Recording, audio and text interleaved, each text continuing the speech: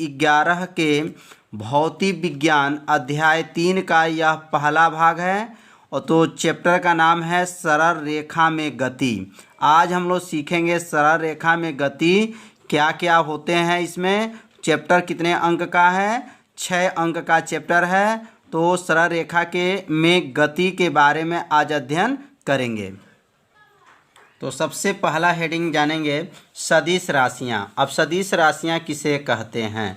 तो इसका उत्तर होगा वे भौतिक राशियाँ जिन्हें व्यक्त करने के लिए परिमाण तथा दिशा दोनों की आवश्यकता होती है, सदिश राशियाँ कहलाती हैं। तो सदिश, स माने साथ में, दिश माने दिशा, माने दिशा की इसमें आवश्यकता होता है और परिमाण की भी आवश्यकता होता है। तो इसके उत्तर अपने कॉपी में लिख लीजिए कि वे भौतिक राशियाँ जिन्हें व्यक्त करने के लिए परिमाण तथा दिशा दोनों की आवश्यकता होती है उसे सदिश राशियाँ कहते हैं। जैसे में कौन है? तो त्वरण है, संवेग है, आवेग है, विद्युत क्षेत्र है, धारा घनत्व, बल, विस्थापन आदि। तो समझ में आ गया होगा सदिश राशियाँ क्या है।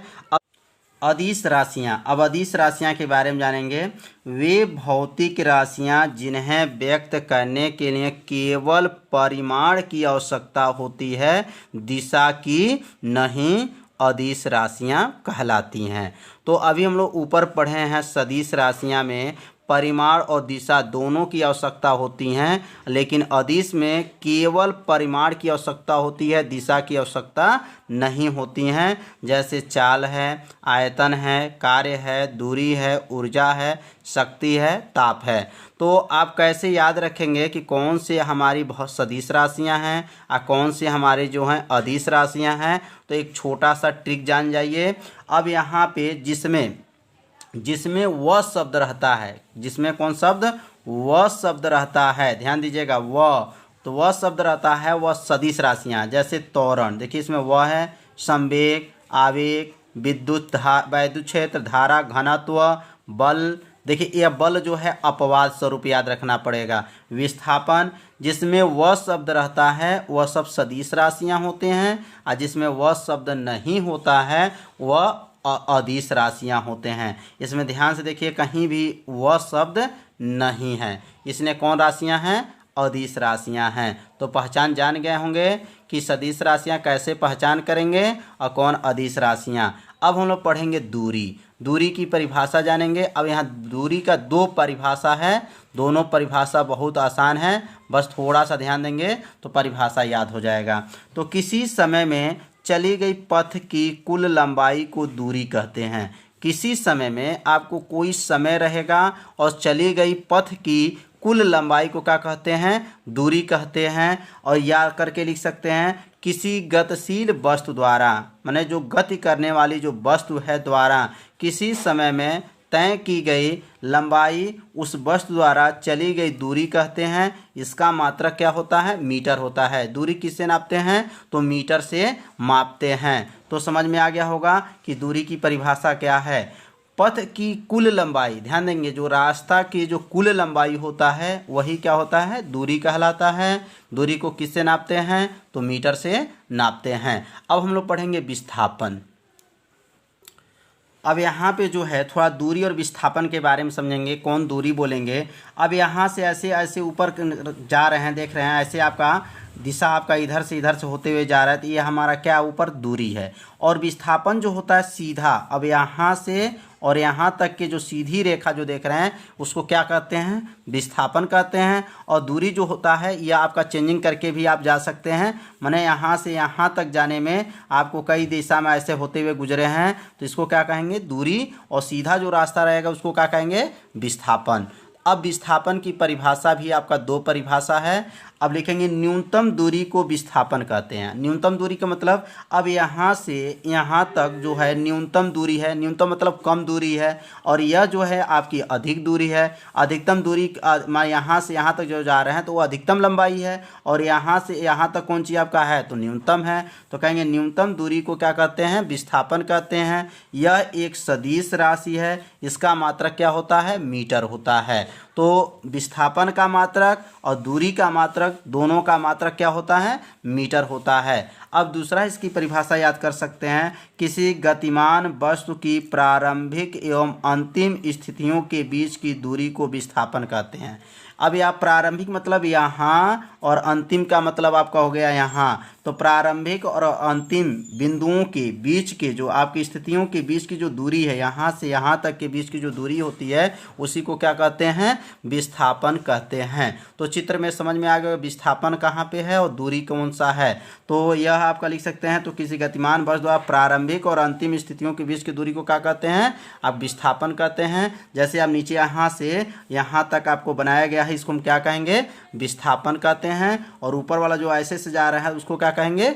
दूरी कहते हैं। थोड़ा विशेष में याद करेंगे क्योंकि आगे चल के आपको कंपटीशन के एग्ज़ाम देना है, तो कंपटीशन को चीज़ों को भी ध्यान में देते हुए भी उसको तैयार कर लीजिए। कई बार एसएससी रेलवे की परीक्षा में एक क्वेश्चन पूछा गया है कि दूरी और विस्थापन का अनुपात कितना होता है। तो दूरी और विस्थापन का अनुपात हमेशा याद रखिएगा 1 से बड़ा या बराबर होता है। क्या होता है? 1 से बड़ा और बराबर होता है। यह चिन्ह को बड़ा बोलते हैं और नीचे जो चिन्ह देख रहे हैं उसको बराबर बोलते हैं। तो दूरी और विस्थापन का अनुपात जो होता है वह सदैव 1 से बड़ा और क्या होता है? बराबर होता है। यह कई बार ये परीक्षा में पूछा गया। अब दूसरा विशेष जानेंगे। तो दूसरा विषय जानेंगे, अभी इसके ऊपर पढ़े हैं दूरी और विस्थापन था। अब यहाँ पे क्या हो गया? विस्थापन और दूरी।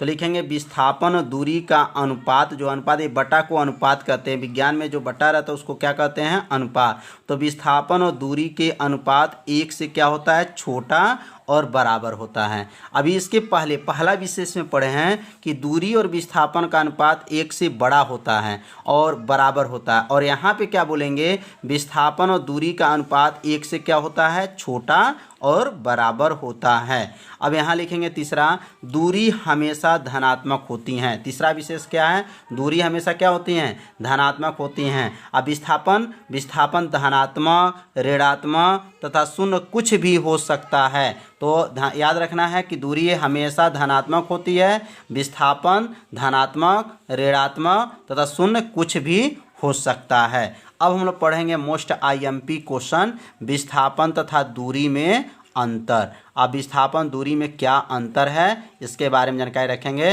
तो एक और कॉलम बनाएंगे दूरी और दूसरे बनाएंगे विस्थापन। अब दूरी में क्या लिखेंगे? तो किसी वस्तु में चली गई पथ की कुल लंबाई को दूरी कहते हैं। ध्यान दीजिए, किसी समय में चली गई पथ की कुल लंबाई को क्या कहते हैं? दूरी कहते हैं। और इसमें क्या लिखेंगे? किसी गतिमान वस्तु की प्रारंभिक एवं अंतिम स्थितियों के बीच की दूरी को क्या कहते हैं? विस्थापन कहते हैं। अब इसके पहले जो परिभाषा बताया गया था दूरी का और विस्थापन का, दोनों परिभाषा यहाँ पे लिख देंगे। एक अंतर तो ऐसे हो गया। दूसरा अंतर लिखेंगे कि अब यहाँ लिखेंगे दूरी जो है अदिश राशि है। दूरी कौन सा राशि है?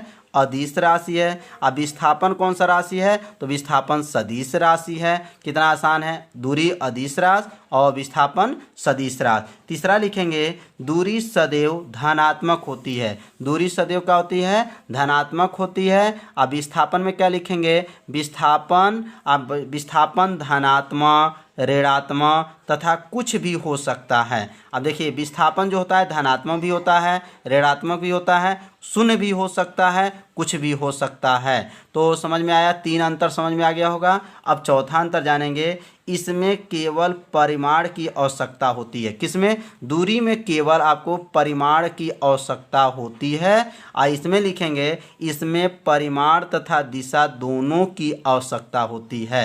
अब यहाँ परिमाण दिशा का मतलब क्या है? क्योंकि यह सदिश राशि है और सदिश राशि में किसकी किसकी आवश्यकता होती है? परिमाण की आवश्यकता होती है और दिशा की आवश्यकता होती है। और यह कौन सी राशि है? दूरी। तो दूरी जो अदिश राशि है, तो अदिश राशि में केवल किसकी आवश्यकता होती है? तो केवल परिमाण की आवश्यकता होती है। तो समझ में आ गया होगा कि विस्थापन दूरी में अंतर क्या है। अब दोनों अंतर अपने कॉपी में नोट कर लीजिए, विस्थापन दूरी में क्या अंतर है। तो आज का वीडियो कैसा है आप लोग जरूर कमेंट करके बताइए। अब अगला भाग जो पढ़ेंगे चाल और वेग चाल और वेग में अंतर, त्वरण, मंदन, ये सब का वीडियो आपको कल अपलोड किया जाएगा। तो कल वाले वीडियो को भी आप लोग देखिए। तो कल वाले वीडियो मिलते हैं, तब तक